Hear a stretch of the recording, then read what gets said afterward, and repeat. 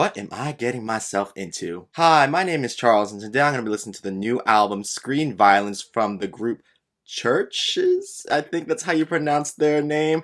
I've actually never heard a single song from this group, but I was on Twitter the other day, and a bunch of the people I follow talked about how they just released this album and how it's really good. So I thought to myself, methinks I might have to check it out. So here I am checking it out right now. I guess this is like their fourth album, so I am very, very far behind when it comes to being up to date with their music, but if I like this album, I'll listen to the other three albums they have out. But right now, my mindset, okay, let's just check this album out and check this group out, because if a lot of the people I follow on Twitter say it's good, then it probably has to be good. It's exciting listening to a new artist and the music they're, giving out.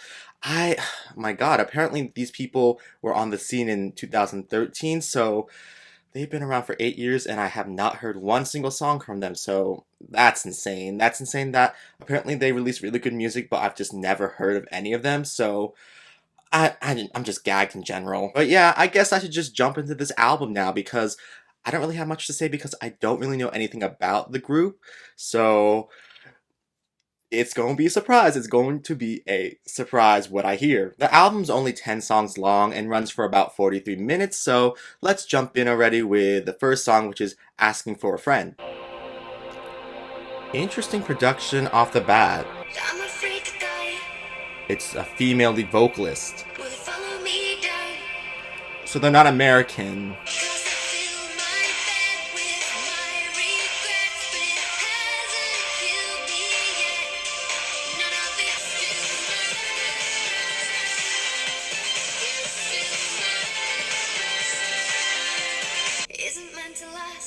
Past is in the past. Okay, yeah.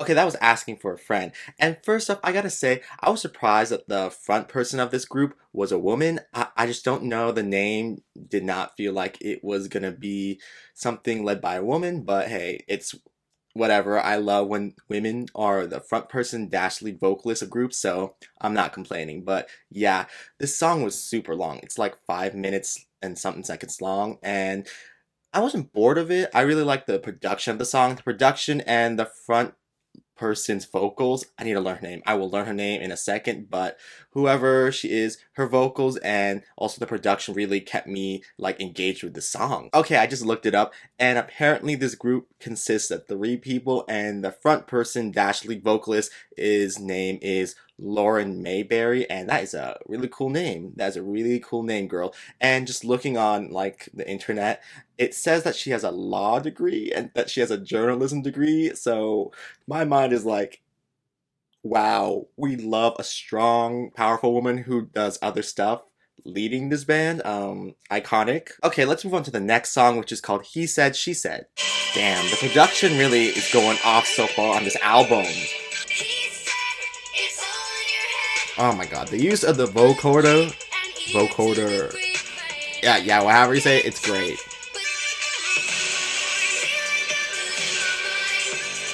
Oh my God.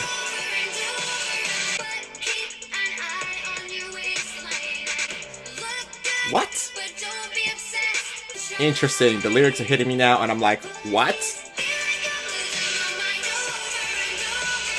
So that was He Said, She Said, and at first I was just lost in the song because the production and the vocals were really like washing over me. I just felt like pure euphoria was going through me. I was experiencing that feeling. But as I started listening to the lyrics a little bit more, I was like, wait a second, this song is a little bit more like complex, deep, saying more than I thought it was. Clearly the guy in the relationship is telling his girlfriend like he wants her to be a certain way, but not too much to a degree, and it's very hard when you're in a relationship and someone wants you to be a certain way, but then they contradict themselves by being like, oh, I want you to be like this, but not too much like this, and clearly it's driving her crazy, and it all just snapped into place for me what this song was trying to really say. And thinking about like the production, all that, how it was kind of chaotic. Ooh, it just wow. Great song. It's a great song. Girly, I feel like I'm losing my mind sometimes too, so you're not alone in that boat. Moving on to the next song, which is California.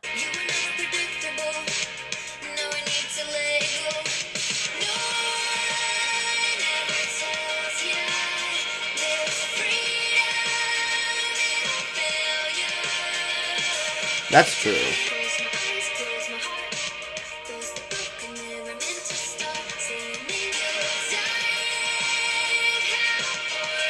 What does that mean? They really do instrumental bridges great. Like, oh my god.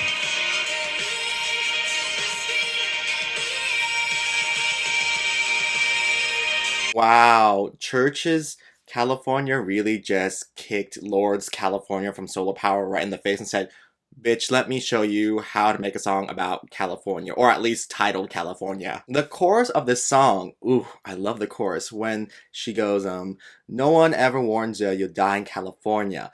Falling in a dream you let go. No one ever seems to say so. No one ever tells you. There's freedom in failure. Yes, freedom in failure.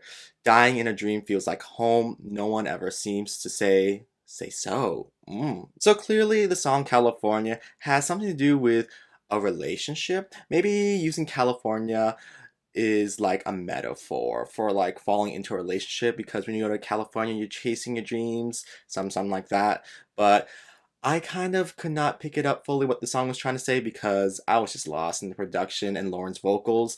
So far, 3 songs in, like the vocals from Lauren and the production in general has just been really great and really has made me not pay attention to the lyrics that much. So that's my problem upon like first listening to this album. I feel like on second listen I'll get more from this album, but right now I am just enjoying. The next song is Violent Delights. Okay, tambourine.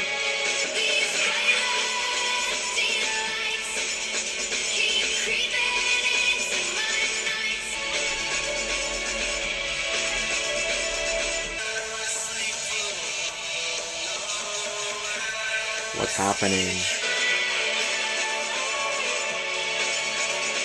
Okay, that was Violent Delights, and whew, I was really lost throughout the song, but I think the general consensus of the song is that there's fear. I don't know what Lauren dash the rest of the group is fearing, but there's fear of something, nightmares, maybe something that they're hiding from. I don't know, but there's some violent delights, y'all, and they were scared. Anyways, moving on to the next song, which is How Not to Drown.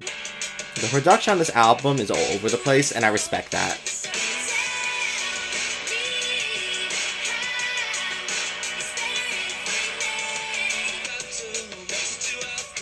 Ooh, this is the second time I've heard one of the other people in the group sing. See this guy singing? I just feel like this is what I was expecting the lead singer to sound like with the band's name. I don't know why, but his voice really aligns with what I imagined the sound like the lead singer would be like for this group. Okay, first of all, I didn't know someone else that wasn't in the group was on this song. Apparently the guy singing in this song with Lauren is a guy named Robert Smith. So, group, I thought it was someone else in the group, so... In the last song, was someone in the group doing the vocals for the guy effect in Violent Delights? I just want to know, because I heard male vocals in that song, so I just assumed that that guy was in the group and this person was in the group too, but apparently not. But anyway, this song was a very interesting song about wanting to disappear, I guess, and then, you know, at the last second being like, nope, never mind, I'm gonna, you know, dig myself up and I'm gonna, you know, stay. I guess Lauren really is talking about how maybe she felt like she was drowning with all this music stuff and that maybe it'd be better if she just left the music industry. But I guess with this song she's basically saying, you know what, I found like the passion and love again for all this and I've picked myself back up and, you know, I didn't drown. So that's a very nice sentiment if that's what the song's talking about. Okay, so the next song is called Final Girl. Honestly, the production of this album is very different on all the songs, but at the same time, it feels the same. You know?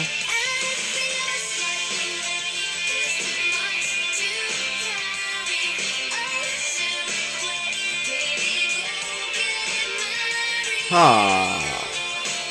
Okay, puts things into focus.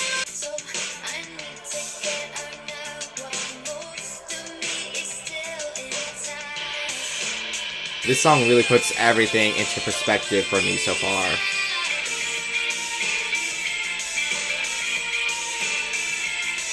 Man, this song really changed my perspective about what this album as a whole is trying to communicate, because with the last song, I could feel that maybe Lauren's talking about maybe she should just leave all this behind because, maybe she's drowning. But with Final Girl, I'm just feeling, ooh, she really just said the line, maybe I should quit and go get married. So clearly, she is not feeling the music industry. And she also talked about in the song, leave while I still have pieces of me left. And as you stay in the entertainment industry, like you start to lose certain parts of yourself because certain reasons. But yeah, I could just feel like in the song she was like, look, I am a final girl. I am surviving, but I'm not all there anymore. So I don't know if I should leave or not, but time will tell. Thinking back on this album so far and what I've heard, I really think this album has to do with fame and how, Lauren just is not coping with the fame of it all, the things that musicians have to put up with.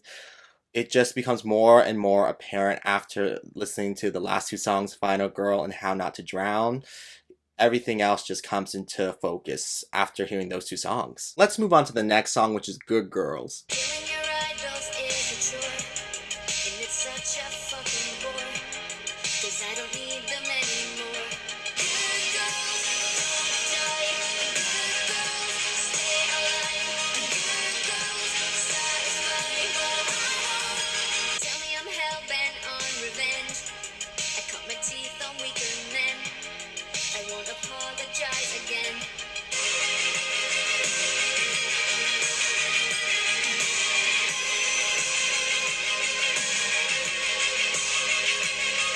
Okay, so that was Good Girls, and clearly the song is tackling, maybe the double standards that, men and women go through, that, good girls are supposed to do all these things and they're supposed to, like, be safe or whatever, but, that's not always the case, so what's the point of being a good girl? And, I shouldn't have to justify myself to men because men don't have to go through the same things as women. That's what I was getting from this song. Lauren said, bye, I'm not going to justify anything I'm doing to y'all. I'm just going to live my life. And that really is it, girl.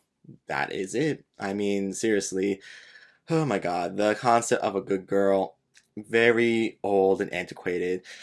It's just like, something to keep women and girls in like a box while guys can do whatever they want. It's crazy. Moving on now to lullabies. Drinking pesticide.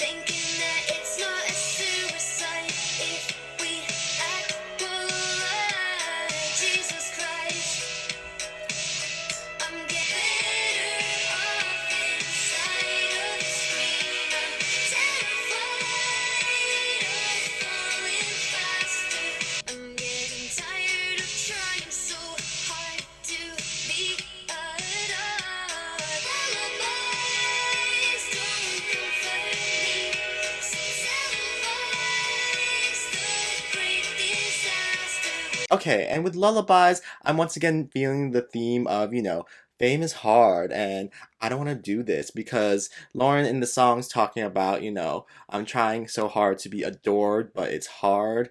And, she's talking about things like, ugh, I'm paralyzed by all of this. And, oh my God, she really is having a go at it. And maybe she was right in Final Girl. Maybe she should just go because I don't know, she can do this. She's like, time will tell, but my mind's like, girl, a lot of these songs, you're not liking it, so you should just leave. The next song is called Nightmares, and oh my, lullabies to nightmares? We'll see how this goes.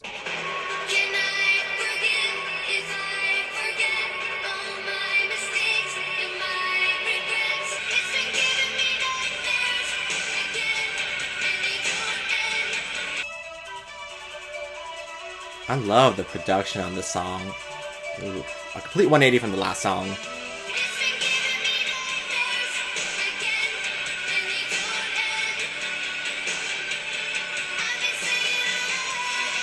Okay, so with the song Nightmares, I think we're talking about a relationship, aren't we? I think Lauren's talking about how this relationship is going in circles and things just aren't working, but they're not ending things. So they're just living in a perpetual nightmare. Is that what we're talking about? I think that's what we're talking about. Seriously, the production on the song was a 180 from Lullabies. Lullabies felt a little bit more light and airy and happy, but with Nightmares, I was like, oh, they really are giving it to us with this production. It's giving me like moody, it's giving me like dark, everything that a song titled Nightmares should be giving you. Okay, so the last song on the album is called Better If You Don't. Are we ending with a slow song?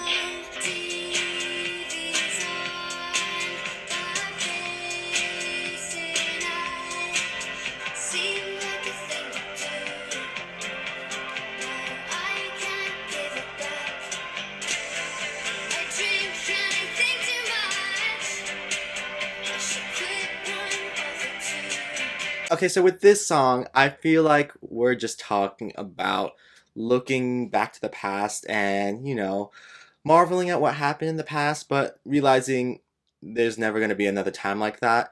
That is a moment that was captured forever and it's gone, and all you can do is remember it, but yeah. Oh, we finally made it to the end of this album, and I gotta say, this album was pretty great. And also, I really do like this group now, so I probably will visit the other albums eventually, but yeah, this album, it's great. Not only are Lauren's vocals amazing, but the production throughout this whole album is stunning, and the writing throughout is just amazing. I'm pretty sure all three people in the group wrote all the songs, so they are songwriters, baby. I can't wait to listen to this album again, but with headphones on. That way I can really understand what's going on in this album, because I feel like until like the halfway point, I wasn't really understanding what this album was fully trying to say. I feel like there's a lot of things this album was trying to communicate with the songs, but I feel like there was a running theme with, Lauren's relationship to the fame of it all and the music industry and whether she wanted to go or not.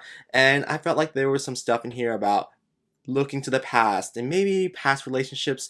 I'm unsure, because sometimes I was like, is this talking about like an actual relationship or like a metaphorical relationship with something else? I don't know, but that's why I need to re-listen to it with just headphones on. That way I can really understand. So what were my favorite songs on this album? Well, my favorite songs were Asking for a Friend, He Said, She Said, California, what else? Final Girl. I liked Final Girl. Good Girls, Lullabies, and Nightmare. So 7 out of the 10 songs I liked. The other 3 were good too, but they just weren't like songs that I would replay by themselves in the car, if you know what I mean. Anyways, tell me down below in the comments what you guys thought about this album, and what are your favorite songs from this album. And also, what is their best album? Because this is album number 4, so that means they have 4 albums out, and I would like to know what you guys think is their best one, because maybe I might just skip to that one next, or I will just go backwards starting from this album. Thank you guys for coming to my channel and watching this whole album reaction, and yeah, I'll see you guys around in the next video if you're around for that. So until then,